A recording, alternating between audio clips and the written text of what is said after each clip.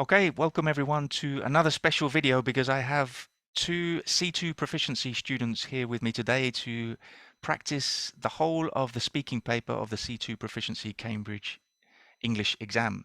Now, both of these students are members of my TTP Exam Academy through Patreon, and they have their exams coming up very soon, so this is their last opportunity to practice the speaking paper. So I'm going to introduce them first. Simon, welcome and thank you for doing this. Hi. And Patrik. Hello, everybody. Yeah, thank you guys for doing this. So, yeah, this is going to be a complete class. So we're going to look at each part of the speaking paper of the C2 Proficiency Cambridge exam. I'm going to give my feedback. Well, first of all, I'm going to explain what you have to do in this part, in each part of the speaking paper. We're going to practice and then I'll give my feedback. I'd like to hear your feedback, Patrik and Simon, and then we'll move on to each part. So we're going to start with part one, of course. So part one is officially called the interview. That's the title, the name of this part, but most people think of it as the icebreaker because it's kind of like the warm-up. It is evaluated, of course, but it's not too demanding, but it is an opportunity to make a good first impression. So the interlocutor will just ask you some personal questions, but not too personal, and you just speak directly to the interlocutor. In this case, that will be me. So there's no time limit for this part of the exam, but you know it's common sense. Your answers should not be too short and not too long either. So I know you both have experience practicing this part before. So the first two questions, as far as I know, they're always the same. I did hear recently that a C2 Proficiency student had a different second question, but we're going to, the first two questions I'm going to ask will be the traditional questions like where are you from and are you working or studying at the moment? And then there will be one extra question. There could be more than one extra question, but that's usually bad news because it means you haven't given the examiners enough content. And I'm sure that won't happen today. So, Patrik and Simon, any questions before we start? None. Nope. Okay, so let's go. So the interlocutor will say, first, we'd like to know something about you. So, Patrik, where are you from? I wish I could say that I lived in a quaint village in the Midlands of Switzerland, but that would be a lie because recently I must say that a lot of people moved here and we are considered the biggest village in Switzerland, if not in Europe, 22,000 inhabitants, yet there are still places that you will find quite picturesque. For instance, the forests that isn't a walk far away from where I live, or down by the river, we have a beautiful monastery. So some tourists actually come and visit that. Okay, good. And are you working or studying at the moment, Patrik?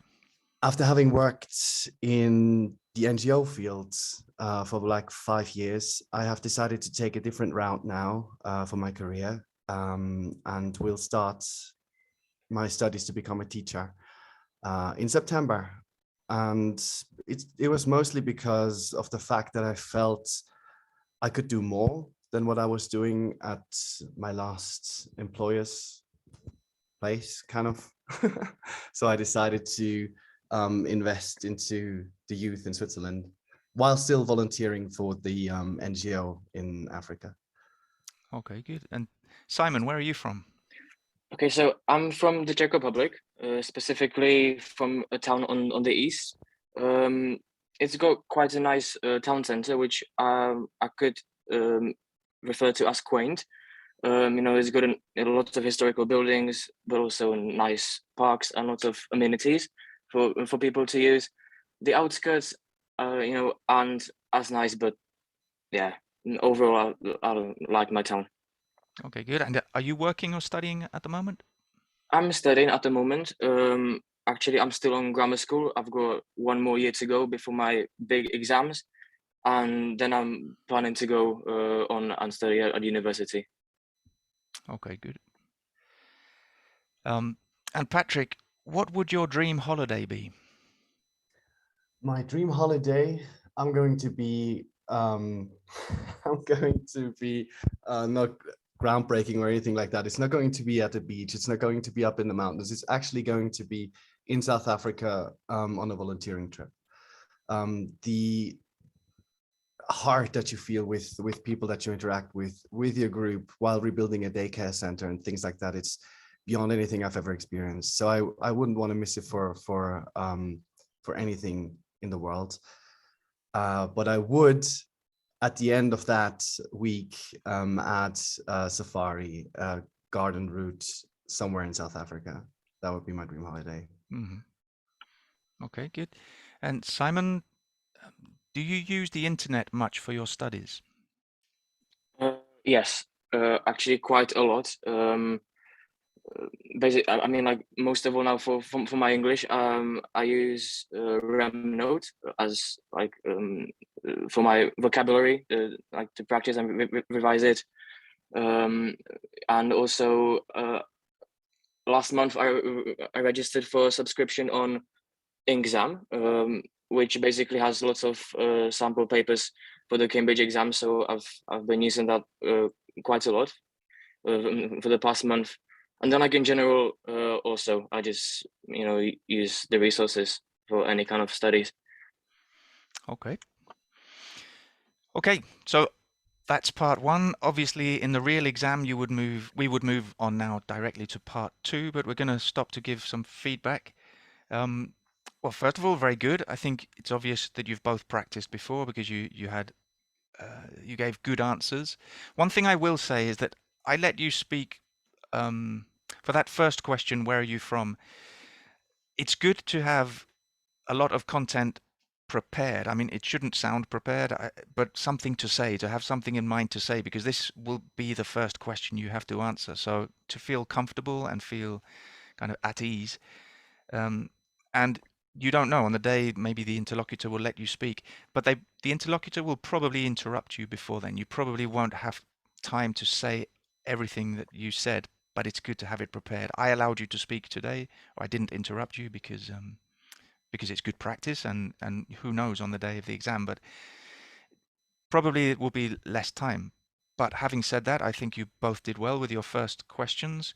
A lot of good information and a lot of good vocabulary. So Patrik, you said, I wish I could say I came from a quaint village, but that would be a lie. So, although it is the biggest village in Switzerland, which is interesting. You have picturesque forests in the mountains, did you say? Again, I can't read my writing. Not in the mountains, no.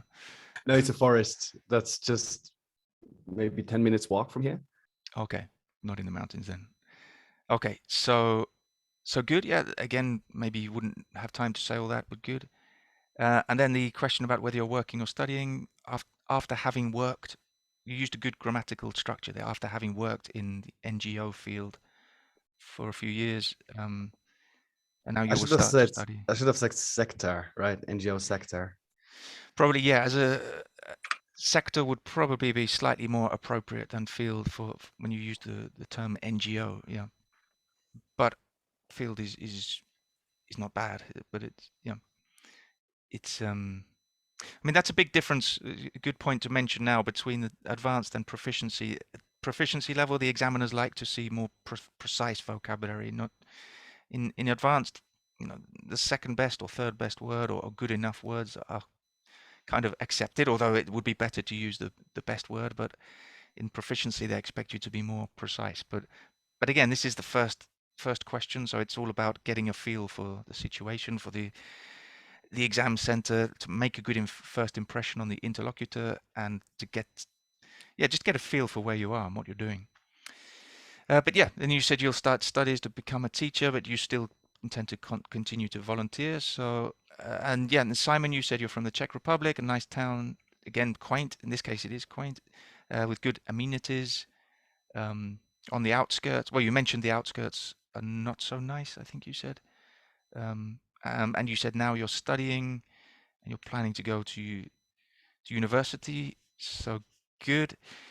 And then finally, Patrik spoke about the question about the holiday. You don't have a groundbreaking answer, but I thought it was pretty. I realized, I was like, how is staying at a beach or up in the mountains groundbreaking? It was just the first word that came to mind. Right.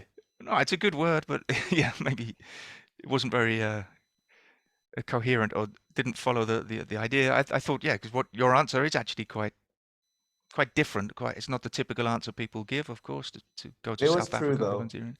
Yeah, that's good. Well, yeah, we were speaking about that before. It's good to be. You don't have to tell the truth. There's absolutely no obligation to be honest in this part of the exam. The examiners don't really care. But for you, it's better because it's easier to talk about things that are true, so authentic. So yeah. And then you rebuilding. Yeah, you spoke about rebuilding the care center. But in the end, yeah, you said at the end you would like to go on a safari. So it's not all about being altruistic. You know, you have something for yourself at the end. Definitely. Yeah. And then Simon, yeah, about the internet, you said you use it. Yeah, I think you said RAM notes. You use it. Rem note. RAM notes. Okay, for your vocabulary. Okay. I think that somebody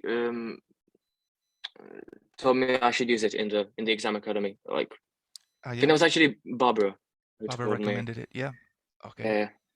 Yeah, good. That's one of the benefits of the exam academy is that people can help each other. There's a really nice community there where people help each other with tips on studying and they can practice together too. You also mentioned Exam. It's difficult to pronounce that website. It's a very good website actually, and you subscribed.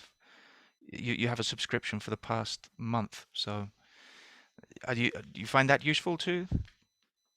Yeah, like last month I just told myself, well, I only have 1 month. I probably won't be able to learn much more.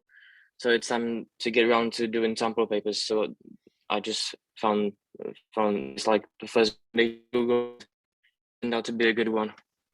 Okay, good. Yeah.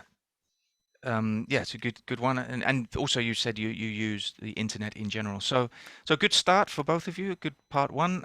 I mean, how did you feel, Simon? How did you feel about your performance or your answers? Were you happy?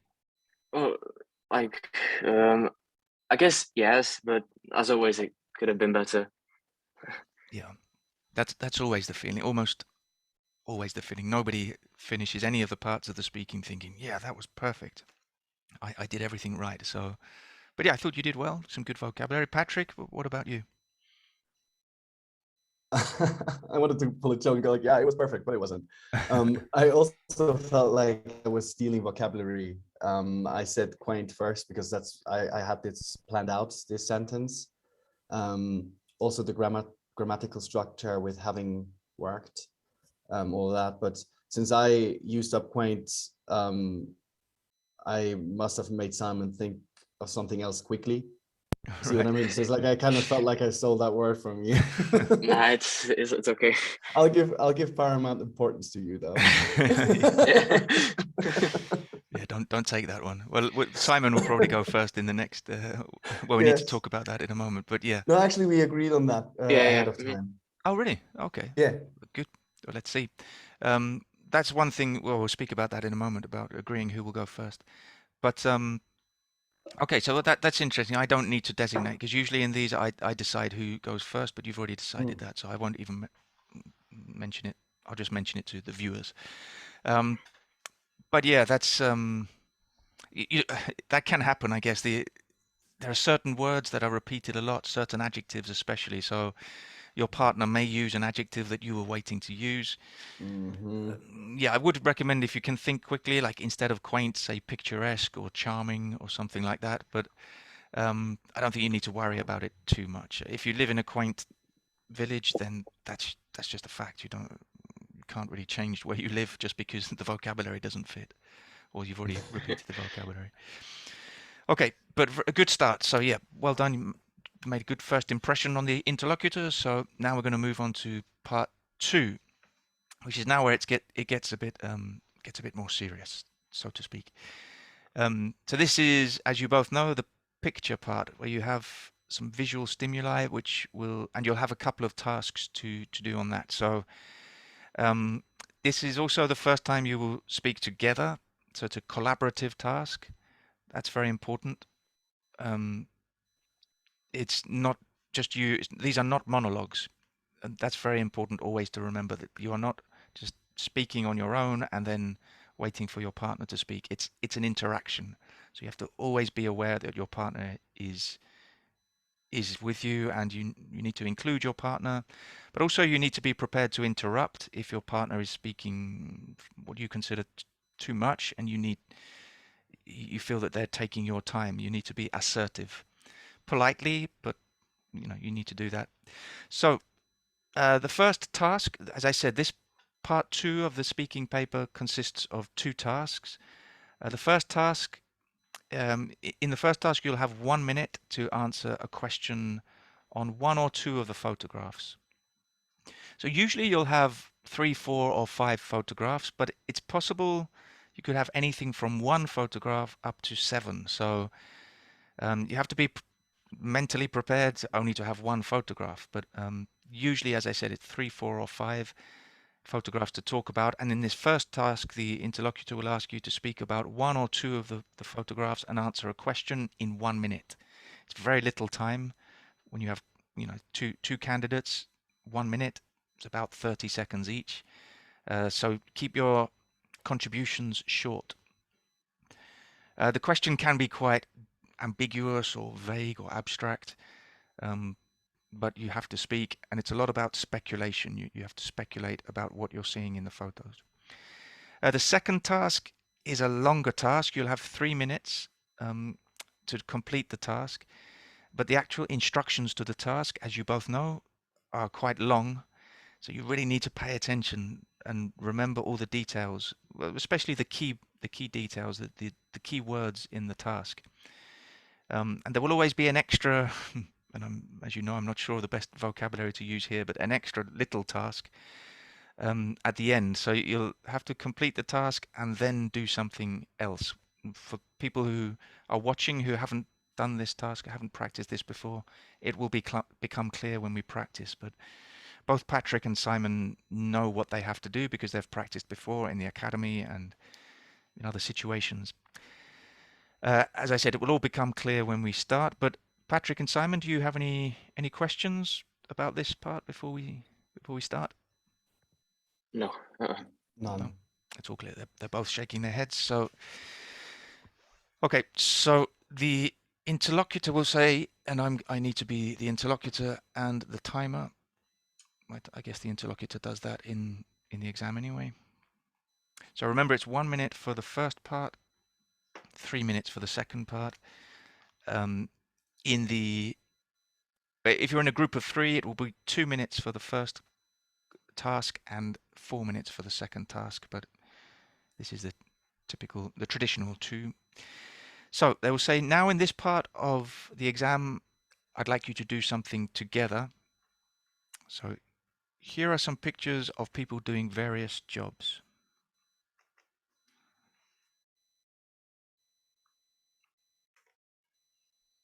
So you should be able to see the pictures in a moment. Okay, now I think you can see them. Yep. Thank you.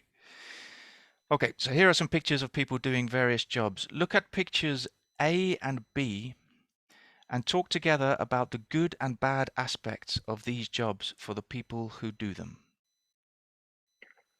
Okay, so I personally think that in picture A, like there's the athlete and the referee, and when we have the title authority, I would, like to refer to the referee. I would say that these are important. Like essential for any sport to kind of maintain order. What do you think, Patrik? Yes, I think so too, but I don't believe that we are seeing a referee. To me, he looks more like the coach that is telling whatever position player what to do next. So there's one person leading a group, and in picture B, we can see police trying to hold back a crowd. This must be a protest of some sort. What do you think? Yeah, definitely. I would say this is like the negative aspect, so to speak, because let's say, riots are not the thing you would like in a busy town. They're not pleasant. Yeah. So Okay, okay. thank you. Now look at all the pictures. Imagine that you are going to take part in a project about authority figures in your society and how much respect people in general have for them. These pictures show some of the authority figures that the project will focus on. Talk together about attitudes that people have towards these authority figures, then decide which of the authority figures is most respected in your society. Okay. Okay. So I would start, again, like with picture A. I would say that um, I mean, I agree with you that it could A coach. it could be a coach. Yes, I've come around to this opinion, and I think that usually players have like a positive attitude, even though, let's say, in the heat of the game they might be frustrated and they might talk back to the coach, but Yes. usually it's like a general feeling. How do you feel about this, Patrik? I do believe that interpersonal relationships to a coach are really strong, and by saying the right things at the right time, he can diffuse a situation easily. Whereas in picture B, there isn't anything that you can say to a crowd of people that would diffuse any situation, which is why police has to resort to force sometimes. Yeah, What because of else? like What else do you think? yeah, like because of the outcry, the rage of the riot, they're just not happy. They are resentful. Yeah, indeed. Yeah, another like good relationship I would say is depicted in picture C. It Absolutely. looks like a teacher and a student, which is very similar to a coach and athlete. It's a Yeah. very strong relationship and like a supportive one, if you will. Yeah. You can easily tell by their body language as well, don't you think? Yeah, definitely. Um, However, what do you think? What do you think about picture D? It's clearly a politician to me, and like I'm not sure, but in recent history, not just very recent, but decades, generations, politicians seem to be liars. Nobody ever follows through with things that they do, that they promise before they are elected, and once they are elected, they don't put anything into action. I think that's been a major criticism about politicians. Yeah, Could you come up with anything else? that unfortunately is the case. I would say that apart from like again certain kind of bitterness towards the politicians, you could also have, let's say, like they could also be inspiring people, like because they made Yes, it to the top. certainly. You know, some of them are truthful, maybe not the most popular, but Yes. they actually stand for something. They're not just like they don't try to get the favor of populism. Yeah, but But like are politicians, I don't know much about your country, but are politicians well respected there? Because if I think about my country, I would suppose that a coach is the one that is most respected. yeah, I would say I would say the teacher and All the right. coach, because like obviously you will speak in a polite manner to a politician, but they are frequently getting mocked, made memes of on the internet, so that's not really much respect. Okay, I don't believe that. Okay. thank you. Yeah. Okay, that's it. Yeah, that was just over 3 minutes, but okay, so let's give some feedback. A lot of positives, I think, a lot of good aspects. The first thing I will say, because I think this is the most important thing that you both did, the most and the best thing you did is to interact. You were interacting. It was definitely a collaborative task. It wasn't just monologues. You were talking to each other, and I know that sounds obvious and simple, but it's not. Um, Too many times I see in this task one candidate just speak for maybe a minute and a half about all the photos and then say, "What do you think?" And that's very difficult for their partner to react to, and also it's not collaborative. It's not an interaction. It's just monologue. So you did very well, both of you, to Thanks. keep the interaction going and going backwards and forwards continuously. And I thought it was also quite natural. I mean, often it's an exam, so often what happens is people are quite formal. It's like I speak and then I say, "What do you think?" And then your partner speaks and what do you how and that's okay. That's often happens because that's especially when we're looking at screens, not in the same room and there's no body language. But I felt that you kind of naturally interrupted each other or spoke over each other a little, which was fine because I think you had some kind of rapport. It wasn't just like two candidates. It was quite a natural conversation, um, I think. Patrik, what do you think?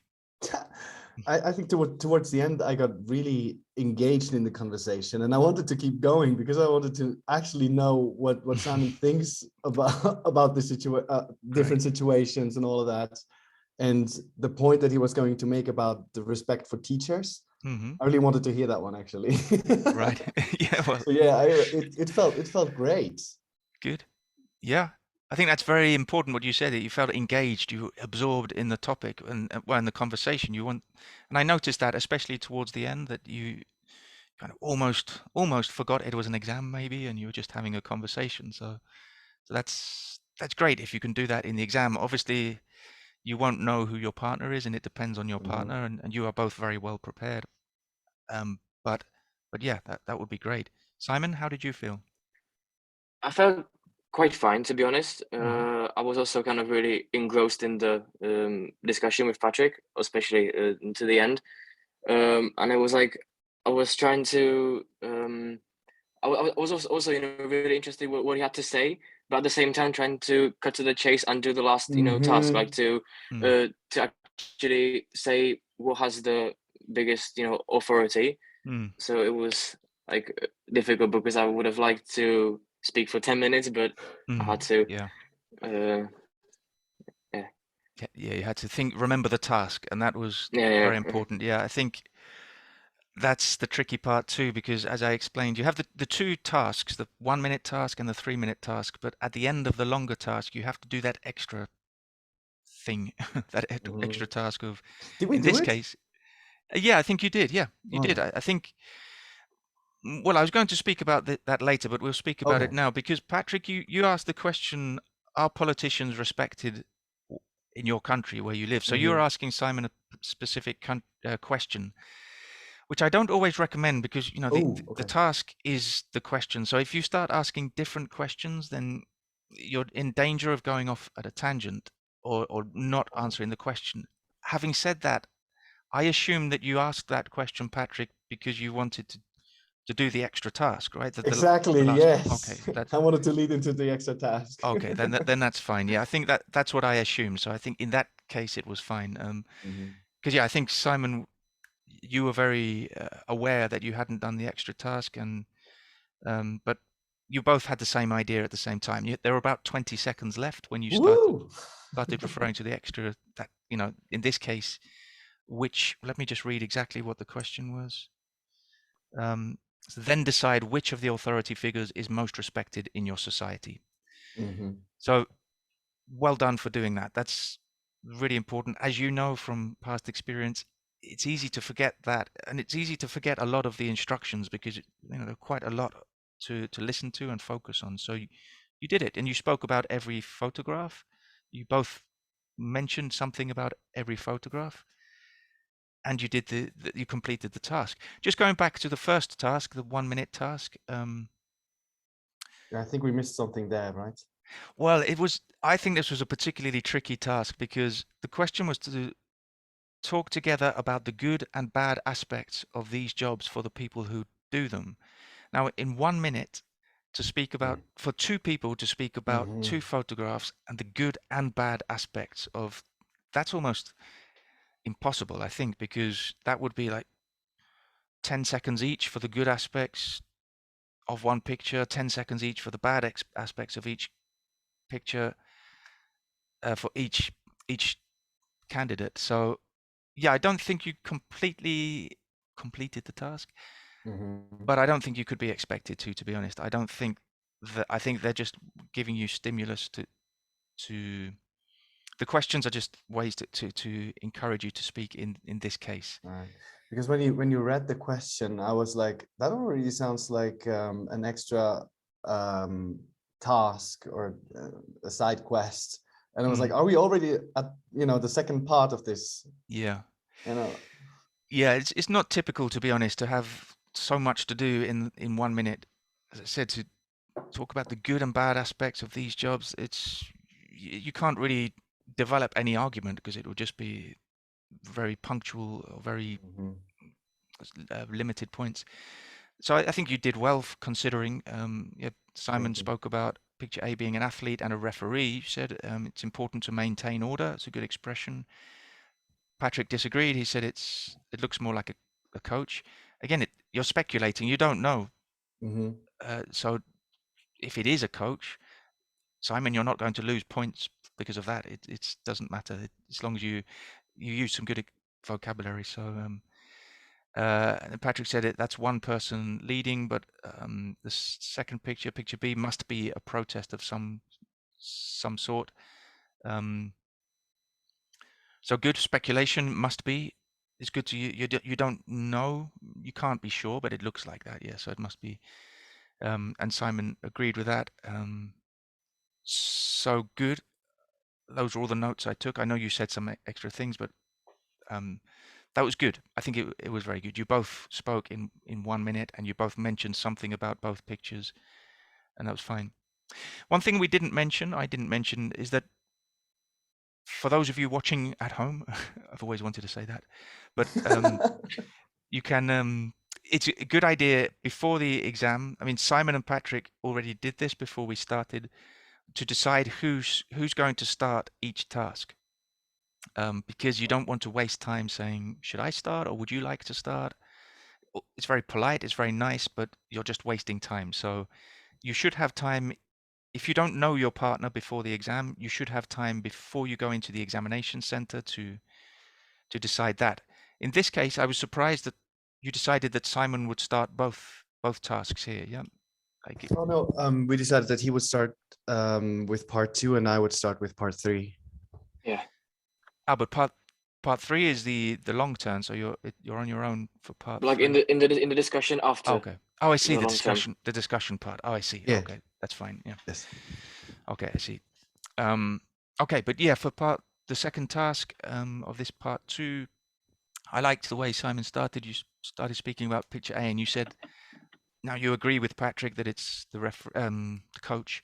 You said, I've come round to this opinion. That's excellent. That's a really good phrasal verb. I've come round to this opinion. So it's when you change your opinion, your idea about something, you come round. So maybe someone convinces you, but you change your mind. So good. Then you also said it. The athlete might be talking back to the coach. So to talk back is to react when to answer back or to retaliate in some ways, I guess, not physically but verbally. So to talk back, good expression. Patrik then spoke about that picture, saying it's about interpersonal relationships and about diffusing a situation. Excellent vocabulary. To diffuse a situation, which you also mentioned, that's connected to the next picture, the protest. You said it's much more difficult to diffuse a situation. So I repeated vocabulary there. Yeah, but I think it was okay. Yeah, you don't want to repeat vocabulary, but I saw it as a way of linking. I'm giving you, maybe I'm being more, I'm giving you the benefit of the doubt that you were linking the ideas by, and the coach was diffusing a situation, but it's more difficult to diffuse a situation. So I thought it worked there. You don't want to repeat too much vocabulary or ideas even, but yeah, I thought that was okay. And it's good vocabulary anyway. It doesn't mean you should repeat it because it's good, but it. And then Simon replied using words like outcry, rage, resentful. So some good vocabulary. Resentment. That was beautiful. Yeah, so they could be resentful, but yeah. Good relationship in picture C. So you moved on. It's good that you both reacted to one picture and then moved on to the next picture. So you said that's a good relationship, supportive. And Patrik mentioned body language, and Simon went on to picture D. Asked, "What do you think about picture D?" directly, and Patrik said, recent decades, politicians seem to be liars. I think that's not recent decade. I think that's always Oh been yeah, the it's case. But it doesn't matter. It's antique. yeah, it's forever. And Simon made a good point. Apart from bitterness, we could see them as being inspiring. Yes. Yeah, they stand for something. And this is when Patrik asked that question: are politicians respected in your country? So yeah, you were remembering to do the extra task, and I think, yeah, Patrik, you said that the coach is the most respected in your country, or would be. I think that's what you said. It doesn't Yes. matter. You were definitely answering the question, yeah. And then Simon said a teacher or the coach, perhaps. So good. Again, you did the task. You completed the task, which is very difficult because time is Of limited. the essence, yeah. Time is of the essence, and it's very difficult to do everything within the 3 minutes. 3 minutes sometimes can seem like an eternity in this part, or sometimes it can seem like a blink of an eye. So depends how it goes. How did the time feel for you in that one? Did it seem to pass very quickly, or Very quickly. Simon? Yeah, yeah. Well, that's good if you can complete the task and it passes quickly. As long as you've completed the task, then that's the only important thing. I lost track of time. I couldn't tell how far we were into. So I was glad that we kept pushing the conversation along and kept jumping from picture to picture. I mean, not Yeah. jumping from to from, but like attacking the next one and then going to the next one. Yeah. Yeah, it's extremely difficult to judge the time when you're in this Yes. situation because you'll be nervous, and nervousness kind of warps time. But so yeah, that's what you have to do. Keep the interaction short, keep moving, and make sure you do that extra task. And if you find that the interlocutor hasn't interrupted you when you expected, then you can go back and mention a few more points about. You have lots of information to talk about in those pictures, so you should be able to just continue talking. But don't think too much about the time. Just think, as Patrik said, about moving on, just moving from one picture to the other, but making sure you both contribute. Okay, so we're going to go on to part 3 now. So this is the last part of the C2 Proficiency, but it actually consists of 2 tasks again. So you have the long turn, where the candidates speak on their own about a question on the card for 2 minutes, and then the partner will have a question about the same topic, and then the person who spoke about the question originally will have an extra question. So you must pay attention. You must stay awake when your partner is speaking. It's so easy when you finish your long turn just to relax and say, that's a relief, I finished, and start thinking about all your mistakes, or how well you did, or how your football team is going to do at the weekend. But you must stay switched on and pay attention to what your partner is saying. So don't switch off at any moment. And then at the end, after that, you'll have the discussion part. So I think what we'll do today is give feedback after your long turn before we do this discussion, because they're 2 different parts, really. I don't know why in the C2 Proficiency they're together, but they're very different because the discussion is, again, it's a collaborative task. So as I said, you'll both have these cards, and the cards will have some prompts or some ideas on them to help you if you need them, and that's important. You don't have to speak about the prompts, and as you both know, as I've mentioned many times, I recommend you ignore the prompts, ignore the ideas, unless or until you need them, because we've seen that it's much better just to think of your own ideas, how you would answer the question. Just read the question and answer it with your own ideas. Stay in the zone, try and get in the zone and stay in the zone.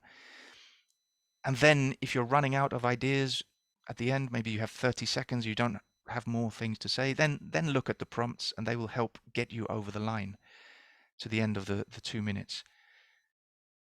I think we've all seen that works. But if you find it's a particularly difficult question, then okay, use the prompts immediately. But the problem there is that if you immediately start using the prompts and you finish with the prompts after a minute and a half and you still have 30 seconds, it's very difficult to continue. So That would definitely be my recommendation. Yeah, and that's about it, really. It's just answer. It's quite a simple task. It's not easy, but it's simple. You just have to answer the questions. But speaking for 2 minutes. It's good to use impressive, advanced, or C2, C1 or C2 level vocabulary and a range of grammar. That's great, but as you know, I recommend you don't worry about it too much because it's a distraction, and you want to just stay in the zone and speak as fluently and naturally as possible. And hopefully the vocabulary will come up when you need it naturally. Okay, so let me just check I'm in the right place. Okay, any questions, Patrik and Simon? No. No questions. Okay, so Patrik, you can go first this time. So the interlocutor will say, actually, Simon, you can go first this time because Patrik went first in part 1. So if that's Okay. That makes okay. sense. Yeah. So now in this part of the test, you're going to talk on your own for about 2 minutes. You need to listen while your partner is speaking because you'll be asked to comment afterwards. So Simon, I'm going to give you a card with a question written on it, and I'd like you to tell us what you think. There are also some ideas on the card for you to use if you like. So here's your card.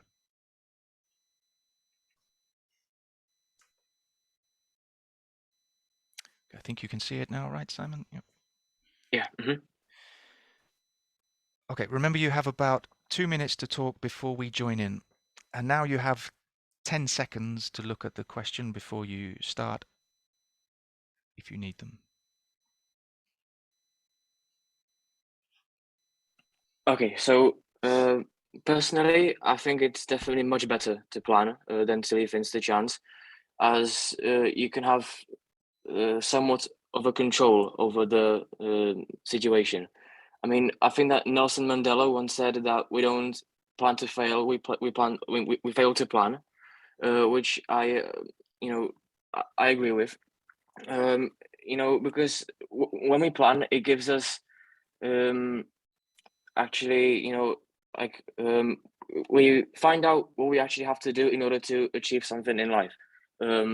Like that's my opinion. Let's say you want to pass the Cambridge English exam, so you plan out, let's say what books you have to buy, what courses you have to take, what vocabulary, grammar you have to learn, etc. And basically, it's only after you write it down that you fully understand what you actually have to do. So I also think that planning can alleviate pressure to some certain degree. Let's say you've got an exam at school coming up or some deadline at work, so you plan out how much work has to be done throughout the week in order to manage it in time and with no cramming, let's say at the night before.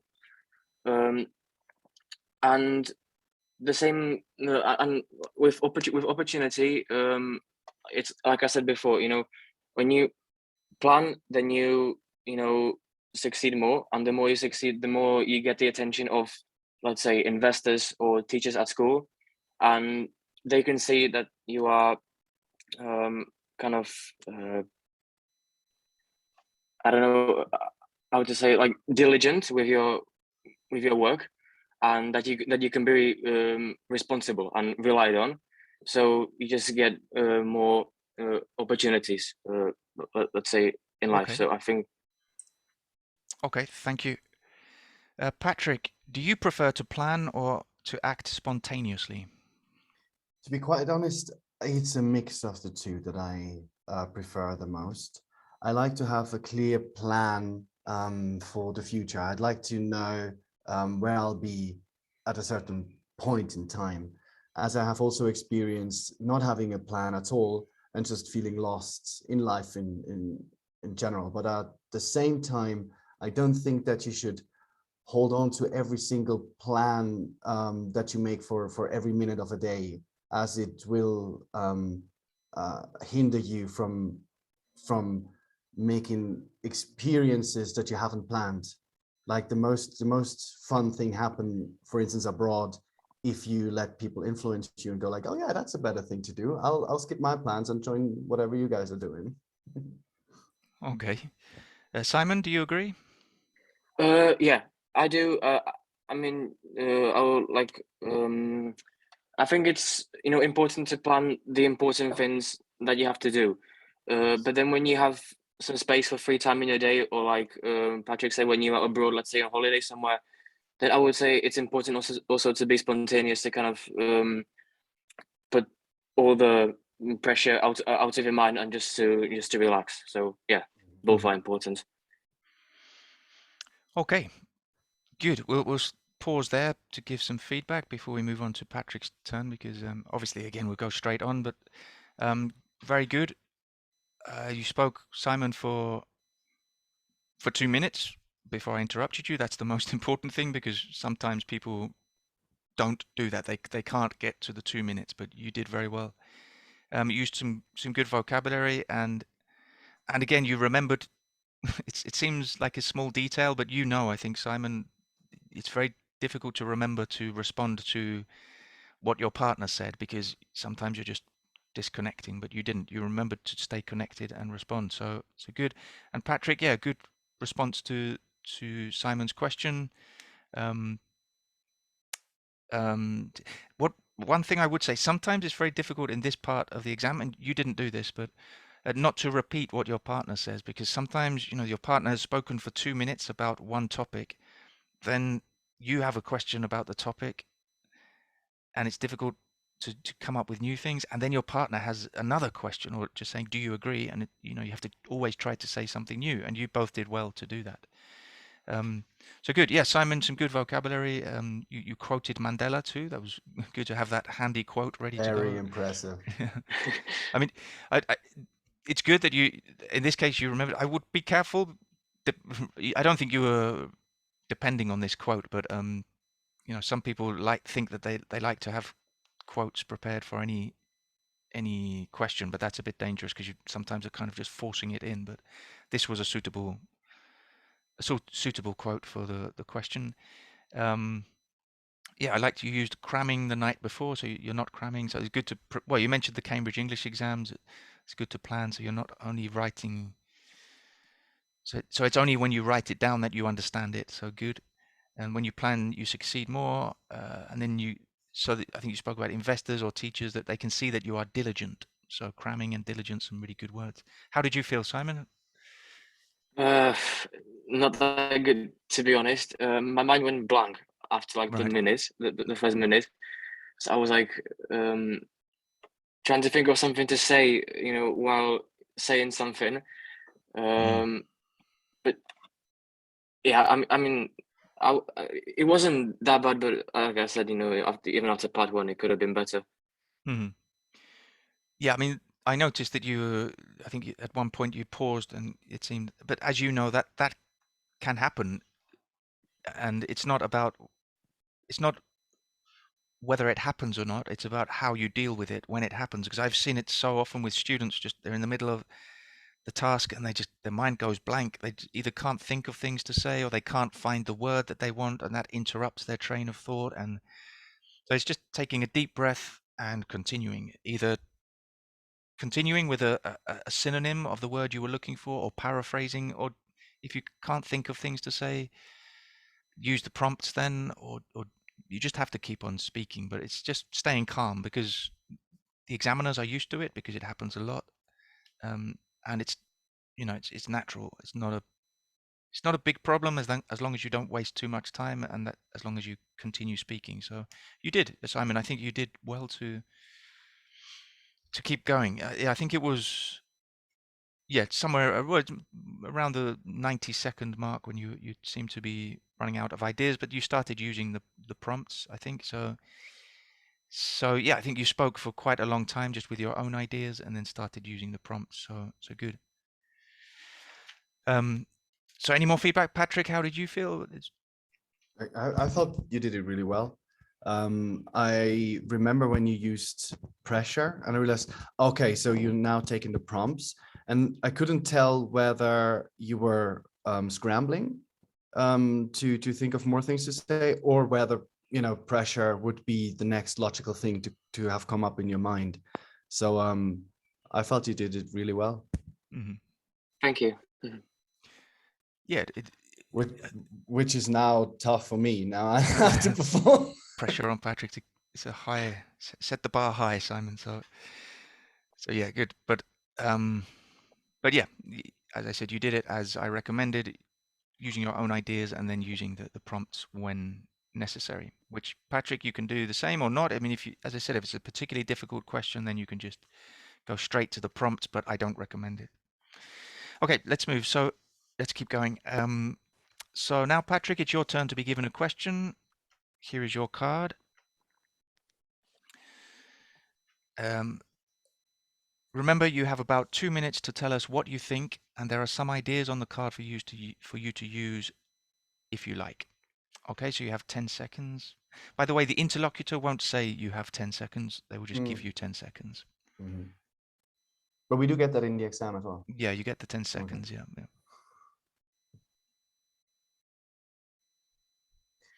In my opinion, chance has a lot to do with success. I can't think of one example where it doesn't. Meeting the right person at the right time. I attribute that to chance.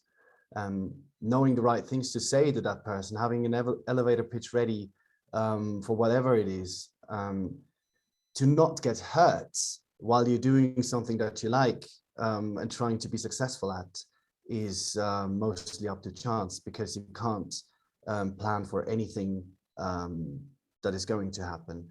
You can only plan out what you want to do yourself. You can make a business plan. You can follow a rigorous training routine, trying to strengthen your ligaments and muscles and all of that. But if somebody falls on your leg while you're playing American football, for instance, and it snaps, or just think of all of the people who play handball, they always have troubles with their ACL and other ligaments in their knees.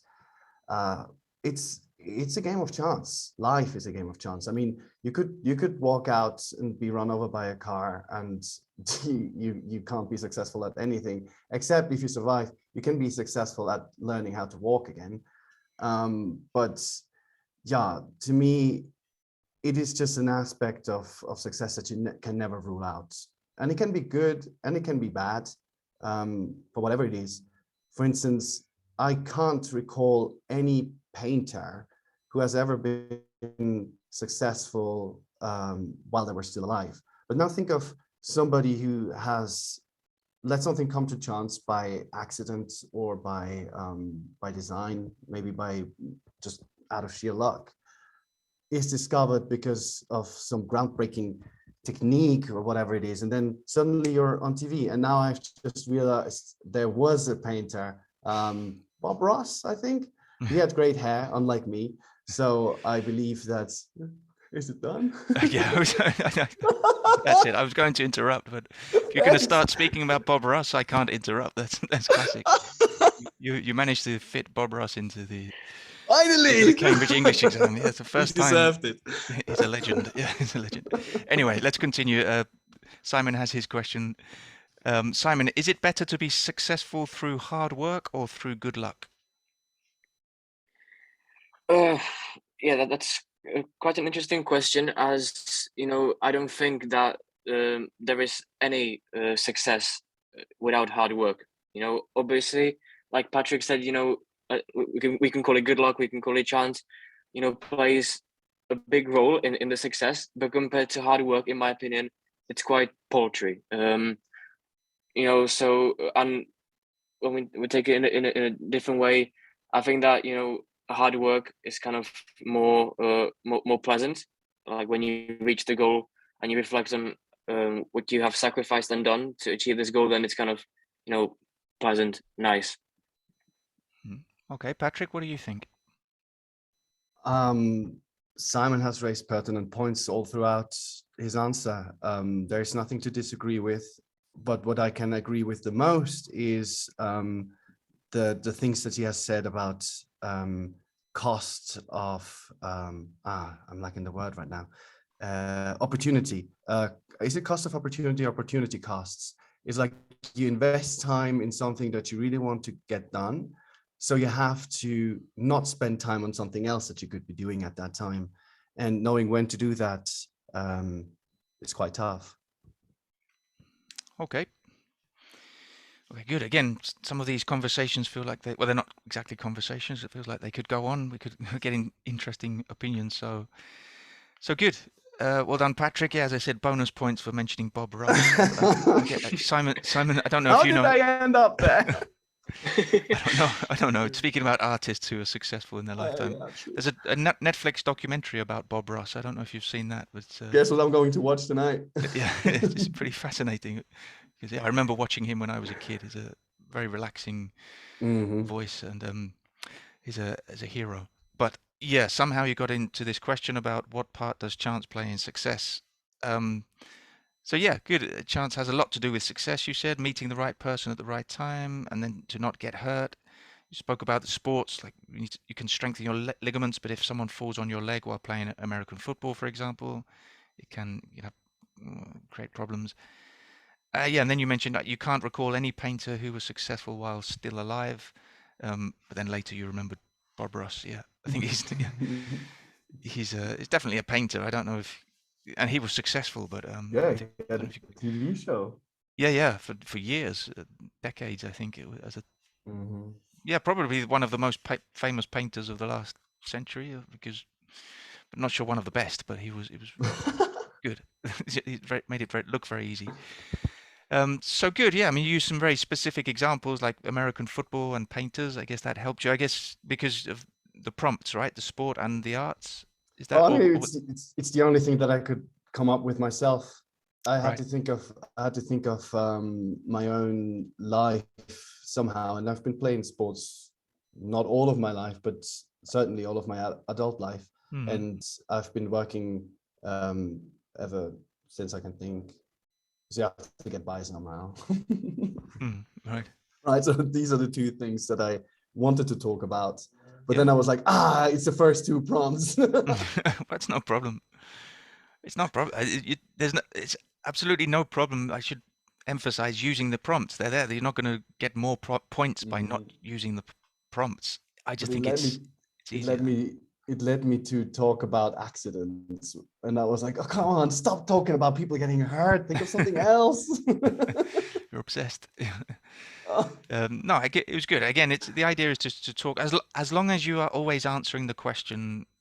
Yes, you can talk almost about anything. The danger is sometimes people go off on a tangent and forget the question itself. So you must always be answering the question. So you did that, yeah, and used some good vocabulary. And yes, Simon, well done. You said it's an interesting question. I don't think there is any success without hard work.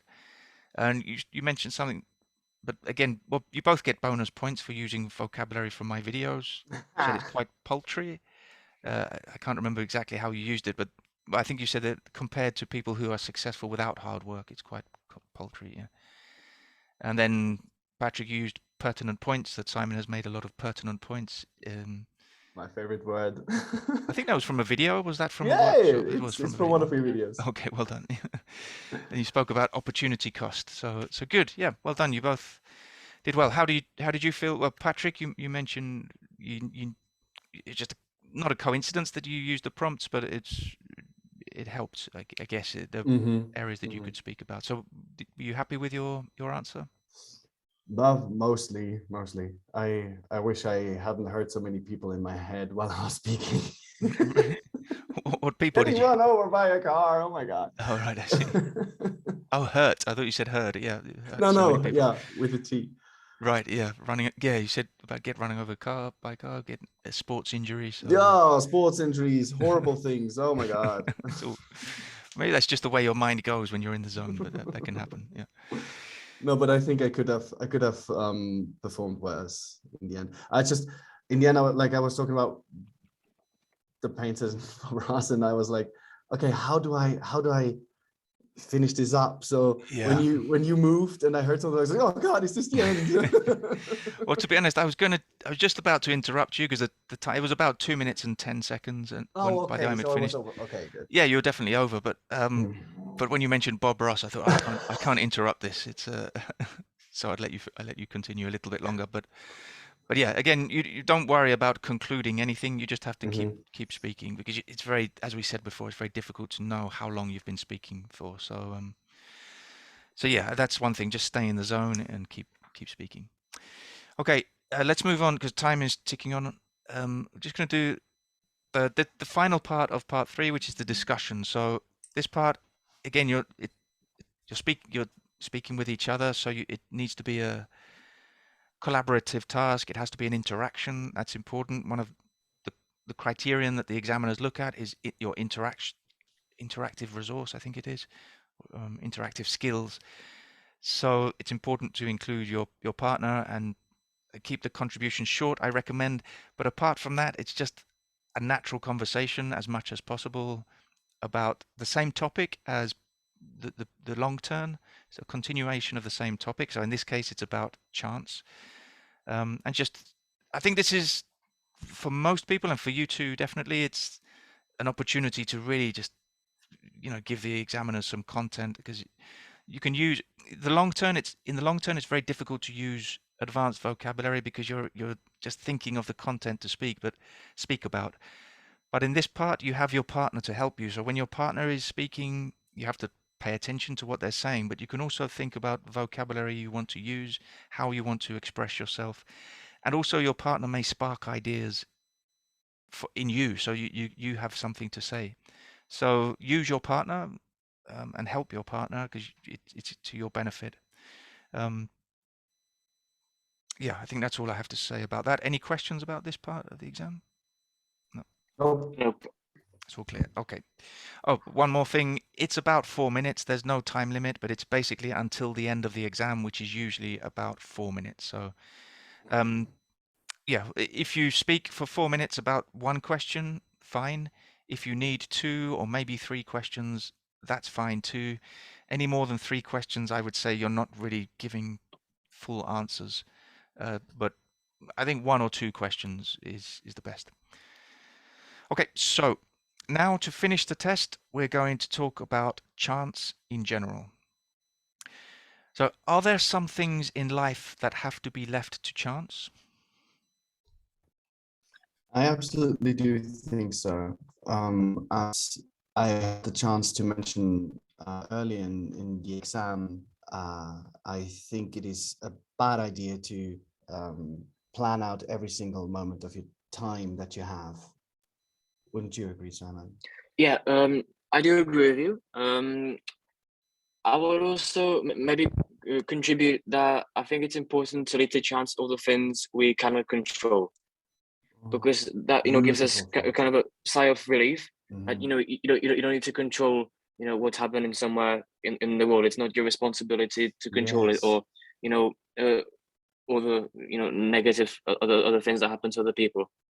What do you think? Absolutely. Well, I mean, I have spent the last 5 years trying to influence people in Africa, trying to work with communities and so on and so forth. So I was trying not to leave things to chance, having planned out all of the projects, but certain things you just, as you said, things you can't control, you need to be taken out of your hand. You need to let them go, just to not put yourself in a box and start to becoming depressed about things that you really cannot do anything about.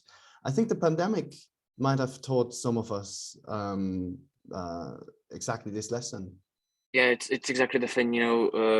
I find it quite, say fatuous when people complain about the weather. Why is it raining today when I'm at the beach? But why would you get angry at something that you anyway can't control? What's the point of doing it? Just enjoy life and control the things that you can.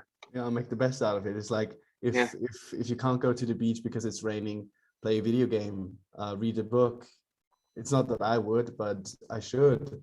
And maybe bad weather would keep me from going out, and I could use that time to do something more productive than getting a tan.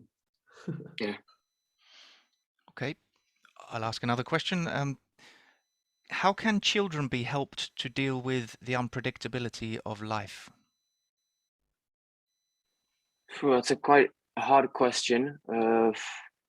Maybe, like, in my opinion, it's letting them to resolve and iron out sometimes their own small issues. Mhm. What do you think, Patrik? Mhm. I think obviously it's a tough question, but I suppose honesty is the way to go, right? If you think about the experience that children have made, to put things in perspective, it's not really something that you're set up from birth. That's something you have to acquire, something you have to learn. So if children ask questions about life in general, I try and be as honest as possible with leaving out certain things that they probably shouldn't hear at their age. Yeah, obviously. Does that go into the right direction of answering the question though? How can they be helped?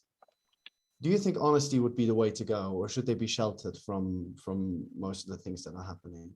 Well, like, honesty, I would say in a degree that, let's say, let's go from something primitive, Right, yeah, like that a child's toy gets broken, exactly. not entirely because of, its fault. Just let's say it came broken in the post. Right, Okay, dead on and arrival. yeah, and you just, don't try to hide anything. You just tell, the child that these things happen, and gradually, by exposing them to kind of more difficult issues to Yes, as in the goldfish that died. yeah, for instance, and just, like I said, exposure to like more difficult situations, and letting them to resolve them themselves is It's the way. it's kind of showing them that even though bad things happen, there is usually a way to go, a way to continue, to pull through, something like that. It's a valuable life lesson that every kid should get taught. Yeah, where there is a will, there is a way.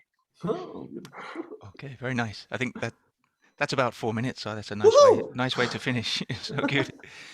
Yeah, I knew that because from the previous questions we've done, where I feel your conversations could go on forever, but um, I think that's one more point I should make, that it's very difficult to know when to end the conversation. So again, both of you have practiced in the academy. You know that that can be a tricky moment, especially when we're all looking at screens. When neither of you want to be the one to finish the conversation, but or answering that question. But it's absolutely okay.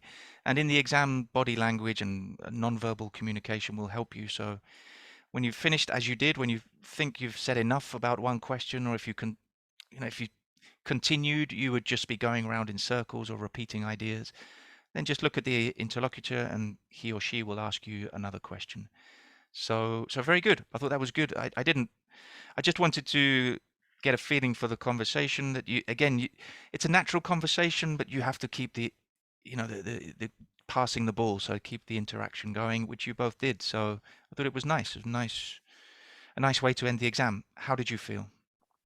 I feel like the mean thing maybe, or the tough part about these exams, is that they pose questions that you wouldn't really ask in a conversation with your friends, right? It's like, especially the last question there about the children. The moment you ask that question, my mind went somewhere and I couldn't remember the question word by word instantly. Right. It's like you asked it and it was gone the next second. So I was so glad that you started, Simon.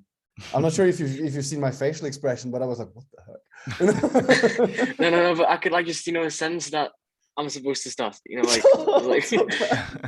You get the sixth sense, you have the Yeah. telepathy, just some I was energy came through out. the screen. Yeah, well, that's one thing. I mean, again, something I haven't mentioned, but you both know this, but you can always ask the interlocutor to repeat the question. You won't lose points if you do that. But But you do lose time.